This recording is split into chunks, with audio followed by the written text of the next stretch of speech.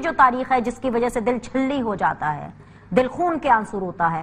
16 دسمبر محض ایک تاریخ نہیں بلکہ پاکستان کے حوالے سے یہ ایک ایسی تاریخ ہے جس کو دردناک اور شرمناک دن کے حوالے سے پاکستان کی ہسٹری میں لکھا جائے گا اور یاد رکھا جائے گا۔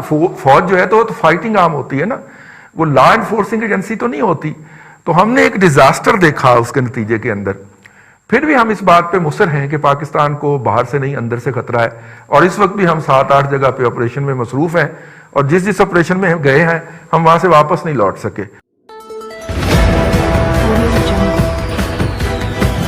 حالات آپ کے سامنے آئیں گے، بلوچستان سے ہم وسائل لیتے رہے ہیں لیکن بلوچستان میں لوگوں کا معیار زندگی کیا ہے اس کو ہم دیکھتے ہیں۔ آج -8 ٹیمپریچر ہے کوئٹہ میں اور گیس نہیں ہے، وہاں گیس نہیں ہے۔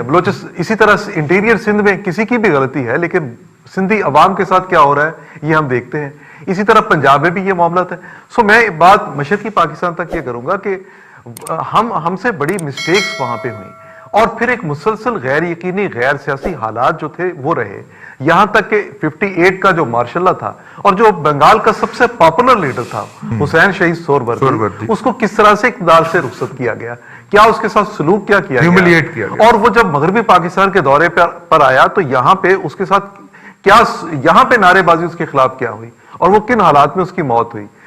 اور پھر ہم نے 58 کا مارشل لا دیکھا اور 71 تک یہ جو 11 سال اور 3 سال یحییٰ خان کے بنتے ہیں، تو یہ سارا عرصہ جو ہے یہ غیر سیاسی حکومت پاکستان پہ رہی۔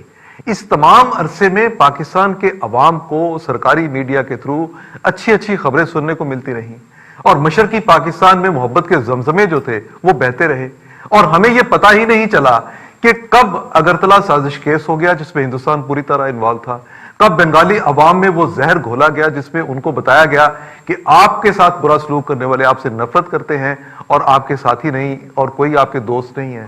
کس طرح سے وہاں پہ یہ سارا کام ہوتا رہا اور تنظیمیں بنتی رہیں، اور اس دوران ہم کس طرح اپنی آنکھیں بند کر کے بیٹھے رہے۔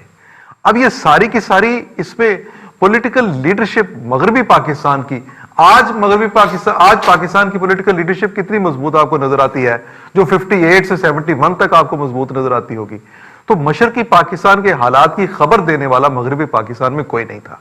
جو کچھ وہاں پہ ہو رہا تھا وہ یہ تھا کہ ایک نفرت کی فضا تیار کی جا رہی تھی۔ ہندوستان کا اس میں بہت بڑا کردار ہے، ہندوستان کا چھوٹا کردار نہیں ہے۔ آج آپ نے اصل میں کئی ایک موضوعات چھیڑ دیے اس اپنی گفتگو میں۔ آپ دیکھیں کہ جو ہندوستان آج کرتا ہے، جس ہم پروپیگنڈا وار کی بات کرتے ہیں، مشرقی پاکستان پر حملہ کرنے سے پہلے اندرا گاندھی نے اسی طرح کی ایک طوفانی سفارتی مہم شروع کی تھی۔ 16 دسمبر محض ایک تاریخ نہیں بلکہ پاکستان کے حوالے سے یہ ایک ایسی تاریخ ہے جس کو دردناک اور شرمناک دن کے حوالے سے پاکستان کی ہسٹری میں لکھا جائے گا اور یاد رکھا جائے گا۔ دو حوالوں سے 16 دسمبر کو پاکستانیوں کا دل چھلنی ہوتا ہے۔ ایک تو 16 دسمبر 1971 جی ہاں بالکل ٹھیک سنا، اس دن جس دن مشرقی پاکستان ہمارے ملک سے الگ ہو گیا تھا، مشرقی پاکستان بنگلہ دیش بن گیا تھا۔ بنگلہ دیش بننے کے 1971 میں جو محرکات تھے، انفارچونیٹلی وہی محرکات ابھی 2020 میں بھی ہمیں نظر آ رہے ہیں۔ دوسری جو تاریخ ہے جس کی وجہ سے دل چھلنی ہو جاتا ہے، دل خون کے آنسو روتا ہے، وہ ہے 16 دسمبر 2014۔ یہ وہ دن ہے جب APS آرمی پبلک سکول کا واقعہ ہوتا ہے، ننھی معصوم جانوں کے ساتھ خون کی ہولی کھیلی جاتی ہے، 140 سے زائد معصوم جانیں ہیں جو چلی جاتی ہیں، شہداء میں اپنا نام لکھوا لیتی ہیں۔ لیکن بڑا سوال اور تلخ سوال یہ ہے کہ کیا 16 دسمبر کے بعد ہم نے کچھ کیا؟